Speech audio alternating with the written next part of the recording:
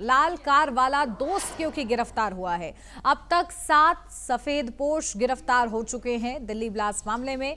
और इसी के साथ होटल करप्शन में लालू फैमिली किस तरीके से गिरफ्त में आ रही है, इसके बारे में भी आगे आपको बताएंगे। तो वहीं पाक अफगान में जंग बरकरार है और इस दौरान क्या हमले हो रहे हैं दोनों ही तरफ से, इसके बारे में भी विस्तृत आगे आपको बताएंगे। तो देखिए ये 3 खबरें जिन पर इस खास बुलेटिन में नजर रहेगी। जहां पहली खबर,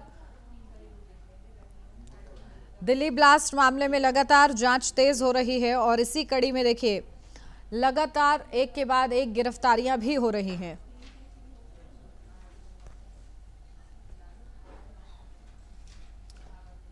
तो देखिए इन 3 खबरों के बारे में बात करेंगे। जहां दिल्ली ब्लास्ट से जुड़ी हुई खबर आपको बताएंगे, लालू फैमिली में जो हलचल चल रही है वो भी आपको बताएंगे, लेकिन उससे पहले नजर डालेंगे इस वक्त की हेडलाइंस पर।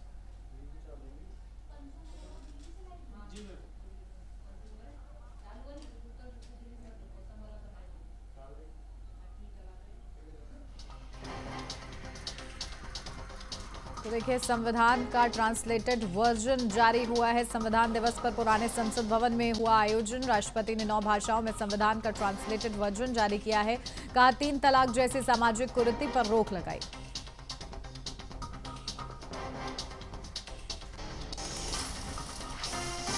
देश मना रहा है 76वां संविधान दिवस। सीएम योगी ने संविधान दिवस की दी बधाई। कहा कानून का सम्मान, संविधान का सम्मान।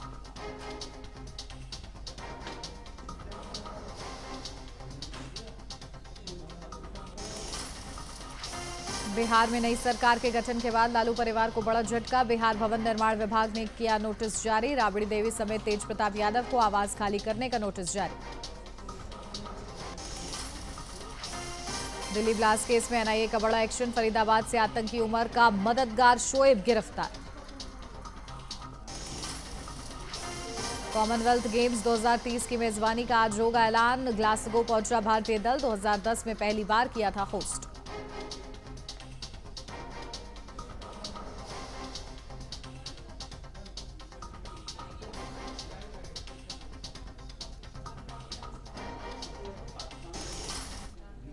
और अब खबरों की बात करेंगे विस्तार से। जहां पहली खबर, दिल्ली ब्लास्ट मामले में एनआईए की जांच लगातार जारी है। एनआईए ने दिल्ली टेरर बम ब्लास्ट से ठीक पहले टेररिस्ट उमर उन नबी को पनाह देने के आरोप में फरीदाबाद के एक रहने वाले को गिरफ्तार किया है। फरीदाबाद के धौज का रहने वाला शोएब इस केस में गिरफ्तार होने वाला 7वां आरोपी है। बता दें कि एनआईए की जांच से पता चला है कि उसने 10 नवंबर को लाल किले के बाहर हुए कार बम धमाके से पहले टेररिस्ट उमर को लॉजिस्टिक सपोर्ट भी दिया था। एनआईए ने पहले इस केस की जांच के दौरान कार बम धमाके करने वाले उमर के 6 और खास साथियों को गिरफ्तार किया था। आपको बता दें कि अब तक इस मामले में 7 गिरफ्तारियां हो चुकी हैं। तो देखिए दिल्ली ब्लास्ट की जांच फरीदाबाद तक आज पहुंची है। अब तक 7 सफेदपोश गिरफ्तार हो चुके हैं। आतंकी उमर को पनाह दी थी और इसी सिलसिले में ये गिरफ्तारी हुई है। दिल्ली ब्लास्ट मामले में एक के बाद एक बड़ी गिरफ्तारियां हो रही हैं और इसी कड़ी में देखिए एनआईए की जांच भी तेज हो गई है। शोएब को गिरफ्तार किया गया है। दिल्ली ब्लास्ट, शोएब गिरफ्तार और इसके हाइलाइट्स आपको बताते हैं। दिल्ली ब्लास्ट मामले में एनआईए की जांच तेजी से आगे बढ़ रही है और इसी कड़ी में जहां फरीदाबाद के धौज से शोएब को गिरफ्तार किया गया है, तो ये बड़ी गिरफ्तारी सामने आई है। और इसी के साथ धमाके के पहले टेररिस्ट उमर उन नबी को पनाह दी थी और इसी के चलते अब कई राज ये उगलता हुआ नजर आएगा शोएब। और इसी के साथ शोएब इस केस में 7वां गिरफ्तार आरोपी है जिससे पूछताछ आगे की जाएगी। तो देखिए दिल्ली ब्लास्ट में शोएब गिरफ्तार हुआ है और इससे अब कड़ियां आगे केस में जुड़ती हुई नजर आएंगी, क्योंकि एक बड़ी लीड माना जा रहा है, क्योंकि उमर को उसने पनाह दी। आखिर ये पनाह क्यों दी और कब से वो जानता था उमर को, क्या इसके भी नापाक इरादे थे, इन तमाम चीजों को खंगालने का प्रयास सब टीम की तरफ से किया जाएगा। अपडेट ले लेते हैं, हमारे संवाददाता अभिषेक आनंद हमारे साथ जुड़ गए हैं। अभिषेक, क्या कुछ जानकारी? देखिए 7वीं गिरफ्तारी हुई है इस पूरे मामले में और शोएब को गिरफ्तार किया गया है। उसने उमर को पनाह दी। अब ऐसे में क्या बड़े सवाल खंगालती हुई टीम नजर आएगी? बिल्कुल उन्नति, देखिए लगातार जिस तरीके से एनआईए टीम जो है लगातार जगह जगह पर जिस छापेमारी कर रही थी, हालांकि ये बता दूं कि छह आतंकी जो है सफ़ेद पोस्ट जो है वो पहले ही गिरफ्तार हो गए थे। ये 7वां आरोपी है जो कि उमर के साथ में काफ़ी समय से ये कनेक्टेड था। हालांकि अल फलाह यूनिवर्सिटी में ये लैब असिस्टेंट भी था। इसने कई सारे केमिकल जो है वो कई समय से ये जुगाड़ भी इकट्ठा कर रहा था। तो ऐसे में ये सारा कुछ जो है, सारा कुछ मास्टरमाइंड जो है ये भी है। ऐसे में एनआईए की टीम जो है लगातार इससे पूछताछ भी कर रही है। हालांकि जो फार्म हाउस जो था, कहीं ना कहीं उमर को वहां पे रहने के लिए भी उसने ठिकाना बताया था और तमाम मदद जो है इसके तरफ से किए जा रहे थे। हो सकता है कि इससे कई सारे जो पैसे के जो मदद हो वो भी ये कर रहा हो, क्योंकि इको स्पोर्ट गाड़ी जो है वो फार्म हाउस के बाहर से मिला था। तो आप समझ सकते हैं कि किस तरीके से ये शोएब जो है वो आने वाले वक्त में और भी घटनाओं को अंजाम देने के लिए कहीं ना कहीं पूरा रोड मैप तैयार कर रहा था। तो ऐसे में एनआईए की टीम जो उससे पूछताछ कर रही है। हालांकि अभी कुछ दिनों के बाद जो है हो सकता है कि इसके लिए भी कुछ और भी अपडेट्स आ सकते हैं, क्योंकि इसके मोबाइल फोन्स भी खंगाले जा रहे हैं कि उमर के साथ में कब से इसके साथ में कनेक्टिविटी बनी हुई थी, कितने समय तक के लिए इससे बातचीत हुई थी और क्या कुछ लेकर के बातचीत हुई थी। उन्नति, अभिषेक, देखिए ये भी जानना जरूरी होगा कि आखिर ये पनाह दी क्यों गई थी और कब से ये दोनों एक दूसरे को जानते थे। क्या शोएब के भी नापाक इरादे थे? तो ये तमाम बड़े सवाल हैं अभी। अब बिल्कुल उन्नति, देखिए ये गुत्थी जो है वो सुलझने का भी नाम नहीं ले रहा, क्योंकि इसमें कई सारे सफेद पोस्ट जो कि सारे डॉक्टर्स ही हैं। हालांकि जितने बार कार्रवाई जब होती है, जब जांच एजेंसियां जब जांच करती है, तो उसमें अलग अलग एंगल से एक फैक्टर निकल करके आता है। अलग अलग आतंकी जो हैं इसमें गिरफ्तारी होती है। हालांकि अभी बहुत सभी समय लग सकता है इसमें, लेकिन गृह मंत्रालय की तरफ से लगातार ये कहा जा रहा है कि जल्द से जल्द इसके जड़ तक पहुंचने की कोशिश करनी होगी। एनआईए की टीम जो है लगातार लगी हुई है। अब इससे शोएब जो है वो कई सारे ऐसे बड़े खुलासे भी कर सकता है, क्योंकि शोएब जो है वो ये दिल्ली ब्लास्ट मामले में ये मुख्य आरोपी भी है और जो जिस अल फलाह यूनिवर्सिटी में ये असिस्टेंट भी रहा है, लैब असिस्टेंट भी रहा है। तो आप समझ सकते हैं कि इसके पास किस तरीके का माइंड था और जो केमिकल जो ये बना रहा था वो किस तरीके का बना रहा था, क्योंकि दिल्ली में अलग 5 से 6 जगहों पर जो ब्लास्ट करने की जो इसका जो पूरा जो मास्टरमाइंड जो चल रहा था, जो प्लान चल रहा था, तो कहीं ना कहीं एनआईए की टीम जो है जो मेन जो केमिकल जो सप्लायर था उसको पकड़ लिया है। अब उससे पूछताछ की जाएगी कौन सा केमिकल इसमें डाला गया था, क्या कुछ इसमें सम्मिलित की गई थी, इसको लेकर के भी एनआईए टीम जांच कर रही है अभी। बिल्कुल, देखिए लॉजिस्टिक सपोर्ट ये दे रहा था अभिषेक और साथ ही साथ पनाह भी दे रहा था, तो गुनाहगार तो ये हुआ ही और अब ऐसे में टीम्स जांच भी करेंगी। लेकिन क्या पूछताछ ऐसे भी होगी, क्योंकि और भी करीबी गिरफ्त में है टीम के, तो क्या आमने सामने बैठाकर भी पूछताछ ताकि लिंक जो है वो पुख्ता हो सके? बिल्कुल उन्नति, देखिए इससे पहले जितने भी आतंकी जो पकड़ाए हैं उससे अलग अलग रूम में इंटरोगेशन किया जा रहा। तो ऐसे में ये जो आतंकी जो है, क्योंकि उमर के साथ में इसका कनेक्टिविटी है और साथ ही साथ उसको पनाह भी दिया गया था उसको अपने ठिकाने पे, क्योंकि सूत्रों के हवाले से ये बताया जा रहा है कि जहां पर इको स्पोर्ट कार मिली थी, जो वहां पे फार्म हाउस था, उसी में उमर जो है वो रहता था और साथ ही साथ ये दोनों साथ में ही रहते थे। तो ये दोनों जो है कई सारे चीजों को लेकर के ये प्लान भी बना रहे थे। तो एनआईए की टीम जो है अलग रूम में जाकर के इससे फेस टू फेस बातचीत करेगी और आने वाले वक्त में जल्द से जल्द एनआईए की टीम जो है इसको लेकर के भी अपडेट देगी कि आखिरकार जिस तरीके से दोनों के बीच में कनेक्टिविटी बनी, कब से कनेक्टिविटी थी, किस तरीके से ये हुआ था, अल फलाह यूनिवर्सिटी में कैसे इसने ज्वाइन किया और इसके पीछे में कौन था, तमाम चीजों को लेकर के जल्द से जल्द इसका अपडेट भी मिल जाएगा। बिल्कुल, और देखिए अब जांच तेजी से आगे बढ़ रही है, लेकिन देखिए शोएब तक टीम्स पहुंची कैसे, वो भी बहुत ज्यादा जरूरी हो जाता है, क्योंकि बार बार फरीदाबाद से कनेक्शन आना और जितनी बड़ी तादाद में अभिषेक विस्फोटक मिले थे, तो कहीं ना कहीं ये जो गिरोह था वो समझ में आ रहा है और उसका फरीदाबाद से कनेक्शन भी निकलकर सामने आ रहा है। तो सक्रिय और भी लोग हो सकते हैं, इसकी संभावना के साथ भी क्या टीम्स अलर्ट है?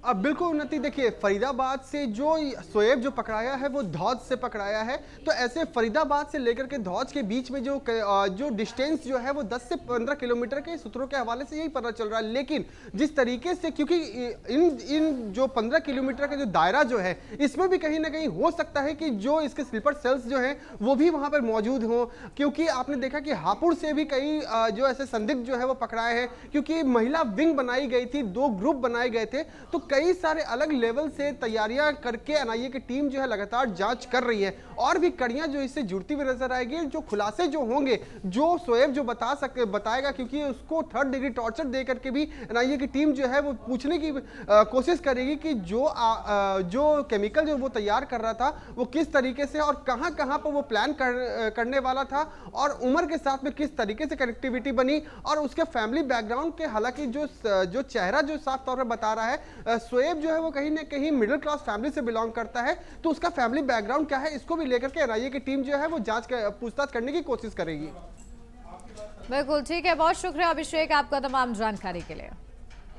दिल्ली की राउज एवेन्यू कोर्ट में आईआरसीटीसी होटल करप्शन केस से जुड़े एक महत्वपूर्ण घटनाक्रम ने बिहार की राजनीति में हलचल तेज कर दी है। आईआरसीटीसी होटल करप्शन केस में कोर्ट ने जांच एजेंसी को नोटिस जारी किया है। दिल्ली की राउज एवेन्यू कोर्ट ने आईआरसीटीसी होटल करप्शन केस में बिहार की पूर्व मुख्यमंत्री राबड़ी देवी की ट्रांसफर एप्लीकेशन पर यह नोटिस जारी किया है। ये मामला आईआरसीटीसी के 2 होटलों के संचालन का ठोस एक निजी कंपनी को देने में कथित अनियमितताओं से जुड़ा है। आपको बता दें कि आईआरसीटीसी होटल घोटाला मामला और लैंड फॉर जॉब मामले में दिल्ली की राउज एवेन्यू अदालत ने बिहार की पूर्व मुख्यमंत्री राबड़ी देवी की ट्रांसफर एप्लीकेशन पर सीबीआई को नोटिस जारी किया है। कोर्ट ने सीबीआई को एप्लीकेशन पर जवाब फाइल करने के निर्देश दिए हैं। अदालत अब इस संवेदनशील मामले की अगली सुनवाई 6 दिसंबर को करेगी, जिसमें यह तय हो सकता है कि केस किसी नए जज को ट्रांसफर किया जाएगा या नहीं।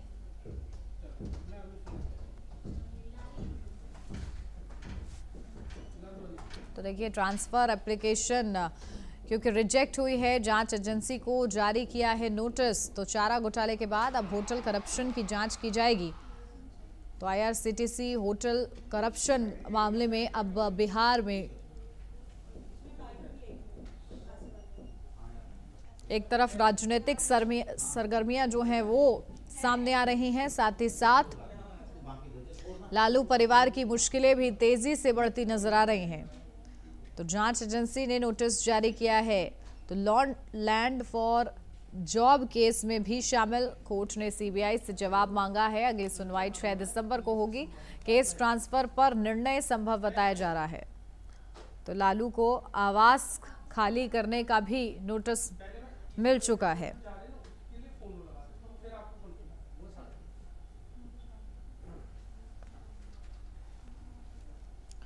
देखिए, चारा घोटाले के बाद करप्शन के मामले में क्योंकि लालू परिवार लगातार फंसता हुआ नजर आ रहा है और इस बीच होटल करप्शन की भी जांच तेज हो गई है। राउज एवेन्यू कोर्ट ने नोटिस जारी कर दिया है। तो ट्रांसफर एप्लीकेशन पर नोटिस जारी हुआ है। तो देखिए, तस्वीरें हैं जहां चारा घोटाले के बाद अब होटल करप्शन की भी जांच तेज होती हुई नजर आ रही है। लालू परिवार की मुश्किलें, जहां पहले ही लैंड फॉर जॉब मामले में मुश्किलें लालू परिवार की बढ़ा रखी हैं और इस बीच राउज एवेन्यू कोर्ट की तरफ से एक और नोटिस ट्रांसफर एप्लीकेशन पर नोटिस जारी किया गया है। अब इस पूरे मामले में क्या जवाब दिया जाता है देखना होगा। तो लालू परिवार के लिए ये बड़ा झटका, एक के बाद एक।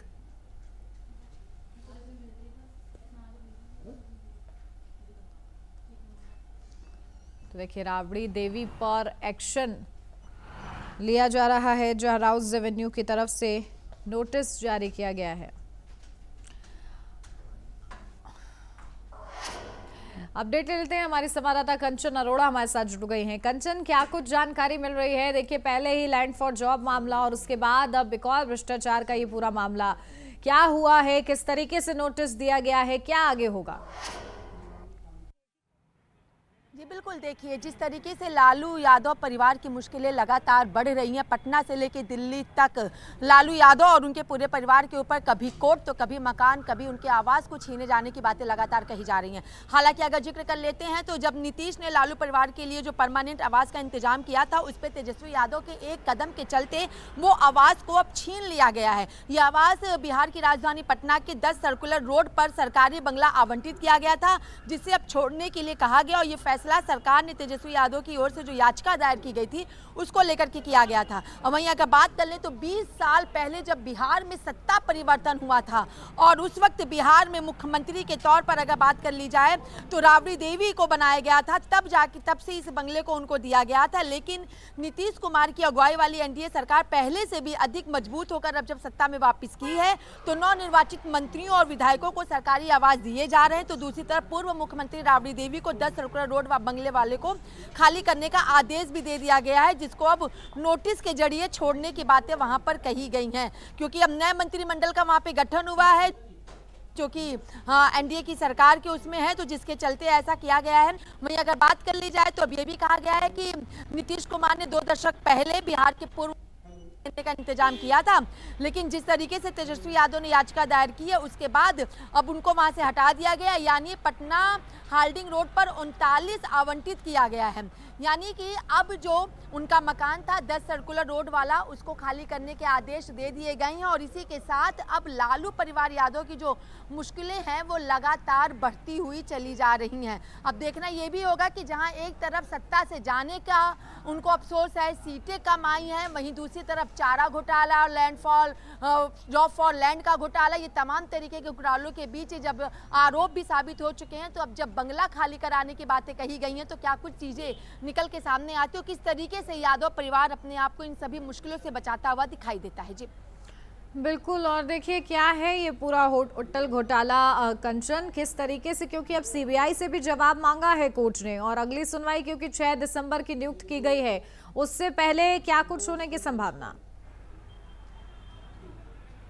जी बिल्कुल, देखिए अगर बात कर ली जाए कि किस तरीके से चीज़ें हैं तो अब 6 दिसंबर को इसको लेकर के सुनवाई होनी है, लेकिन अब अगर बात कर ली जाए तो सीधे तौर पर मुश्किलें लगातार बढ़ रही हैं, क्योंकि सीबीआई अपने पास तथ्य और सबूत हर चीज इकट्ठा कर रहे हैं और पूरे तथ्य और सबूतों के साथ ही अगर बात कर ली जाए तो अब ना ही तेजस्वी यादव की मुश्किलें कम होंगी, ना ही लालू प्रसाद यादव की दिक्कतें कम होती हुई यहाँ पे दिखाई देंगी, बल्कि लगातार बढ़ेंगी। और अब 6 दिसंबर को भी ये सुनिश्चित हो जाएगा कि तमाम चीजें होनी है। हालांकि अब इसको लेकर के देखना ये भी होगा कि केंद्र सरकार कितना इसमें अपना हस्तक्षेप करती हुई दिखाई देती है, लेकिन 6 दिसंबर तक तमाम तस्वीरें जो है वो स्पष्ट होती हुई साफ तौर पर दिखाई देंगी। बिल्कुल। और देखिए अब ये तस्वीर किस तरीके से स्पष्ट होती है, हालांकि लालू परिवार के पास क्या अब कोई कानूनी ऑप्शन है कंचन? जी बिल्कुल, देखिए लालू परिवार के पास एक कानूनी ऑप्शन तो है कि जब हमें मतलब आवंटित किया गया तो एक टाइम पीरियड दिया जा सके, उस टाइम पीरियड के बाद हम इसको खाली करेंगे। और सीधी तौर पर पूर्व मुख्यमंत्री को वो बंगला आवंटित किया गया था, तो पूर्व मुख्यमंत्री के नाते किसी ढंग की जगह पर जब उनको आवास सुनिश्चित कर दिया जाएगा, वहाँ पे तमाम व्यवस्थाएं कर दी जाएंगी तो वो वहाँ पे जा सकते हैं। बस एक यही ऑप्शन है, लेकिन बंगला ना खाली करने का कोई भी ऑप्शन लालू परिवार के पास नहीं है। बस खाली समय की मोहलत लालू परिवार जरूर ले सकते हैं कोर्ट के माध्यम से कि हमें एक सुनिश्चित समय यहाँ पे दिया जाए जिसके तहत हम अपनी व्यवस्था को वहाँ पे कर सकें और पूरी तमाम व्यवस्था के साथ हम वहाँ पे जा सकें। सिर्फ समय मांगना एक ऑप्शन है, इसके अलावा उनके पास कोई और दूसरा ऑप्शन बचता हुआ फिलहाल नहीं दिखाई दे रहा है। बिल्कुल ठीक है कंचन, बहुत शुक्रिया आपका तमाम जानकारी के लिए। बढ़ते हैं आगे। पाकिस्तान और अफगानिस्तान के बीच एक बार फिर से तनाव बढ़ गया है। बीते सोमवार और मंगलवार की रात पाकिस्तान ने अफगानिस्तान के खोस्त और पक्तिका समेत 4 राज्यों में भीषण ड्रोन हमले किए, जिसमें 9 बच्चों समेत 10 लोगों की मौत हुई और कई घायल हो गए। तालिबान के पाकिस्तान पर हुए इस हमले के बाद डूरंड लाइन पर तनाव बढ़ गया है। दोनों देशों ने अपने फ्रंटलाइन चेक पोस्ट पर भारी तोपें और सैनिक तैनात कर दिए हैं। जानकारी के अनुसार पाकिस्तान के ड्रोन कई क्षेत्रों में हवाई निगरानी कर रहे हैं। हालात अस्थिर हैं और संभावित फुल स्केल टकराव की आशंका है।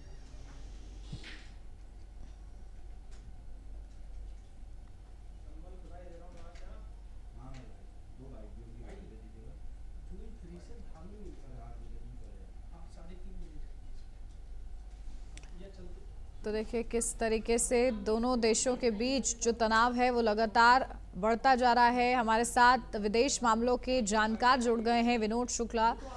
विनोद जी, बहुत स्वागत है आपका। और सर देखिए किस तरीके से पाकिस्तान और अफगानिस्तान के बीच जो ये तनाव है वो बढ़ता ही जा रहा है और ये हमले भी हो रहे हैं, ये कहीं रुकने की संभावना है या और ज्यादा तीव्र होते हुए नजर आएंगे? देखिए, मुझे लगता है कि पाकिस्तान जिस तरह से अपने पड़ोसी के साथ व्यवहार कर रहा है और इंटिमिडेट करने की कोशिश कर रहा है, उससे तनाव रुकने की या इस तरह की गतिविधियां रुकने के आसार तो नहीं नजर आ रहे हैं। तो ये तो एक्सटर्नल बात हो गई। इंटरनली भी वो लोग इतना ज्यादा मुश्किल में हैं, जो उनका खैबर पख्तूनख्वा का इलाका है या जो बलूचिस्तान का इलाका है, वो सब सारे जगहों पर इतना सारा डिस्टर्बेंस है और उन समस्याओं को एड्रेस करने की बजाय उसका दोषारोपण दूसरों पर जो पाकिस्तान कर रहा है, जैसे उनकी इंटरनल प्रॉब्लम है, उनका समाधान खोजने की बजाय उसके लिए अफगानिस्तान को या कभी भारत को कभी किसी और को जिम्मेदार ठहराता है। तो ये सारी चीजें जारी रहेंगी। मुझे नहीं लगता है कि जिस तरह का वहाँ का भी एडमिनिस्ट्रेशन है वो कोई समाधान की तरफ जा रहा है, सिवाय इसके कि वो बातों को या अपनी समस्याओं को और उलझाता जा रहा है। जी बिल्कुल। और देखिए, क्योंकि पाकिस्तान की एक बहुत बुरी और पुरानी फितरत रही है कि वो हमेशा खुद से जंग शुरू करता है, लेकिन जबकि पाकिस्तान फिर पीछे भी हट जाता है, फिर लोगों से जाकर मदद मांगता है। तो कुछ ऐसी स्थिति यहाँ पर भी देखने को मिल रही है पाकिस्तान की। बिल्कुल बिल्कुल। हर बार वो किधर भी, चाहे वो उसका भारत के साथ हो, जितने भी पिछले युद्ध हुए हैं उसमें अटैक पाकिस्तान की तरफ से था और उसके बाद दोषारोपण भी भारत पर करने की कोशिश करता है और हार जाने के बाद जीत की भी कोशिश करता है। तो वो पाकिस्तान की क्रेडिबिलिटी का ऐसा ही हाल है। और अब वो पाकिस्तान अफगानिस्तान के साथ भी ऐसा ही कर रहा है, उनके पोस्ट पर और बाकी जगहों पर अटैक करता है या कई बार उन अफगानिस्तान के पोस्ट पर जाने की कोशिश करते हैं और पिटते हैं, फिर उनको अपने कमांडोज और इनको बुलाना पड़ता है और फिर उनको ह्यूमिलिएशन होता है। बिल्कुल। और देखिए, अभी भी अगर पाकिस्तान को अकल नहीं आती है तो वो अपने ही मुल्क का नुकसान करेंगे। बहुत शुक्रिया आपका तमाम महत्वपूर्ण विश्लेषण के लिए। और इसी के साथ इस बुलेटिन में बस इतना ही। खबरों का सिलसिला आगे भी जारी रहेगा। आप बने रहिए HNN न्यूज के साथ।